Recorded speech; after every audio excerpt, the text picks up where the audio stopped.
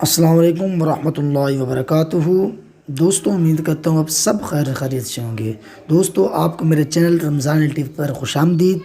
دوستوں، آج کی اس ویڈیو میں بات کرنے والا ہوں کہ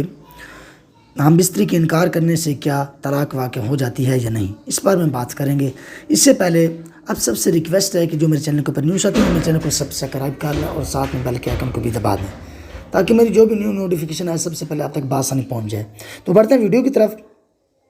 امام شافعی کے نزدیک آپ نے فرمایا، جامع صغیر کے اندر آقا صلی اللہ علیہ وسلم کی روایت حدیث انہوں نے بیان فرمائی کہ آقا صلی اللہ علیہ وسلم نے فرمایا کہ اگر مرد اپنی بیوی سے کہے کہ میں تمہارے ساتھ ہم بستری کرنا چاہتا ہوں اور بغیر کسی شرعی عذر کے اگر وہ انکار کرتی ہے تو وہ گناہ گار ہوگی۔ جتنی دیر اس کا شوہر ناراض رہے گا اتنی دیر فرشتے اس پر لعنت برساتے رہیں گے اور اللہ تعالیٰ کی بھی اس کے اوپر لعنت ہوگی۔ اسی طرح صحیح بخاری کی حدیث ہے، آقا صلی اللہ علیہ وسلم نے فرمایا، وہ عورت جس کو اس کا شوہر جو ہے وہ ہم بستری کرنے کے لیے بلایا، پہلی تو بات یہ ہے کہ فوراً وہ دوڑا ہے۔ اگر اس کو مجبوری ہے شرعی لحاظ سے پھر تو ٹھیک ہے، اگر شرعی لحاظ سے اس کو مجبوری نہیں ہے تو پھر اس صورت کے اندر اللہ پاک کے ساتھ اس پر ناراض ہوتی ہے اور لعنت برساتی ہے فرشتے اس کے اوپر۔ تو دوستو،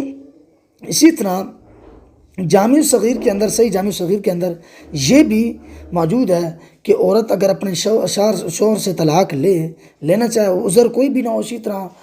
بغیر کسی عذر کے طلاق لے، شرعی عذر کے، تو اس وقت میں اللہ تعالیٰ اس سے ناراض ہوتا ہے، سخت اللہ تعالیٰ اس سے ناراض ہوتا ہے اور ایسی عورت کے اوپر فرشتے بھی لعنت بھیجتے ہیں۔ دوستو، ایک مرتبہ کا واقعہ ہے کہ امام شافعی کے دور میں ایک شخص گورنر تھا، وہ اپنے گورننگ کے عہدے پر تھا، تو وہ اپنی بیوی سے بہت زیادہ جو ہے پیار کرتا تھا۔ اس کی بیوی جو ہے اس کی کسی بات کی وجہ سے ناراض تھی اس سے، تو ایک دن اس نے ارادہ کیا اپنی بیوی کے ساتھ ہم بستری کرنے کا۔ جب وہ اس کو چھونے لگا تو اس کی بیوی نے کہا کہ پیچھے ہو جا جانوی، تو جانوی ہے۔ تو جب اس نے یہ بات سنی اس کو غصہ آ گیا، غصے سے وہ جو ہے اس نے غصے سے آ کر یہ بات کر دی، اگر میں جانوی ہوں تو پھر تو بھی دوزکی ہے اور میں تجھے طلاق دیتا ہوں۔ تو اس وقت کے اندر جب اس نے یہ بات کی، رات گزر گئی، جب صبح ہوئی تو اس وقت دونوں کا غصہ ٹھنڈا ہو گیا۔ تو بیوی نے شوہر سے پوچھا کہ آپ نے رات مجھے طلاق دی ہے، کہ طلاق واقع ہو گئی ہے یا نہیں، اس کے بارے میں کیا ہے؟ تو اس نے کہا میں تو پڑھا لکھا ہوں نہیں، لیکن ہم اس طرح کرتے ہیں کہ علماء کے پاس چلے جاتے ہیں، وہ اس کا حل نکالیں گے۔ تو وہ اس دور کے علماء کے پاس آیا، اس نے عرض کی کہ اس طرح واقعہ ہے کہ رات کو ہمارا یہ مسئلہ بنا تو میں نے یہ لفظ استعمال کر دیے۔ تو وہ علماء پریشان ہو گئے،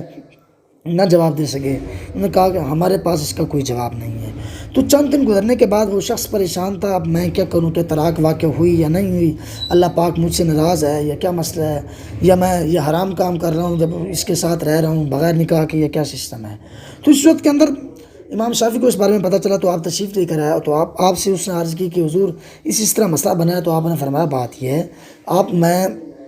یہ آپ بتاؤ کہ آپ کی پوری لائف کے اندر، زندگی کے اندر جتنی تم نے زندگی گزاری، بالغ ہونے کے بعد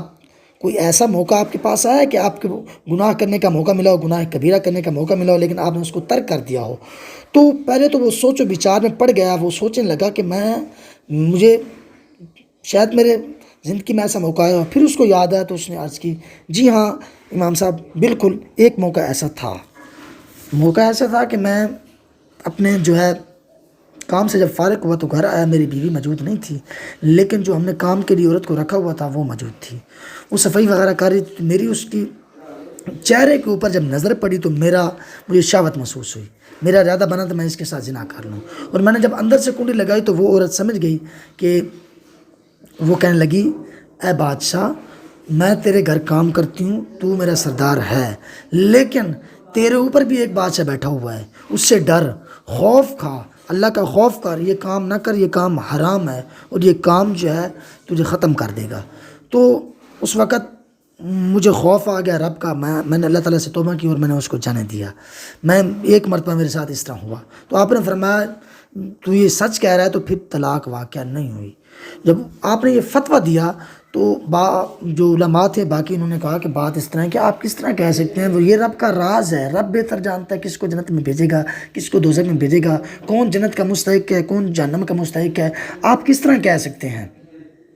تو آپ نے فرمایا کہ قرآن پاک کی آیت مبارکہ ہے جس کا ترجمہ یہ ہے کہ وہ شخص جس کو گناہ کبیرہ کرنے کا جو جس کے اختیار میں بھی ہو، میں گناہ کبیرہ کر بھی سکتا ہوں، لیکن اس کے باوجود وہ اللہ تعالیٰ سے ڈرے، خوف کھائے، اس کام سے متقی اور پرہیزگاری کی وجہ سے، خوف کی وجہ سے اور اللہ تعالیٰ کی رضا کی وجہ سے اس کام سے دور ہو جائے، تو اللہ پاک نے فرمایا میں اس کو قیامت کے دن جنت میں داخل کر دوں گا۔ تو اس سے یہ پتہ چلا، جب اس نے گناہ کبیرہ کو ترک کیا، چھوڑ دیا، اللہ تعالیٰ سے ڈر گیا، اس نے پناہ طلب کی اللہ تعالیٰ کی، رب کی بارگاہ میں اس نے عرض کیا اللہ میں ڈر گیا ہوں، مجھے پتہ چل گیا، میں معافی مانگتا ہوں، تو اس وقت کے اندر اللہ تعالیٰ کی ذات نے اس کو جنت میں داخل کرے گی۔ جب جنت میں داخل کرے گی، بات ہوئی تھی اگر میں دوست کی ہوا تو تجھے طلاق ہو جائے گی، بات یہ نہیں ہوئی تھی کہ میں اگر دوست کی ہوا یا نہ ہوا، یہ دونوں لفظوں میں نہیں، بات یہ تھی اگر دوست کی ہوا تو جنتی کی بات نہیں ہوئی تھی۔ قرآن پاک کی آیت ہے، تو اس سے پتہ چلا کہ طلاق واقع نہیں ہوئی۔ ان تمام کاموں سے عورت اگر طلاق لینا چاہتی ہے، یا مرد کو بغیر شرعی عذر کے، حیض کے یا ماہواری کے علاوہ